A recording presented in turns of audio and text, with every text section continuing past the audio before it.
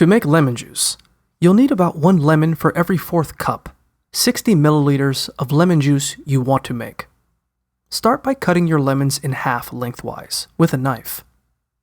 Place a strainer over a bowl and squeeze the halves over it with your hands to get the juice out. The strainer will catch any seeds and bits of pulp. Wring out as much juice as you can by hand. Then, poke the cut part of the lemon with a fork and twist to squeeze out any leftover juice. If your lemon juice tastes too sour, try mixing in 1 teaspoon, 4 grams of sugar, for each lemon you used. Alternatively, add water to dilute the lemon juice.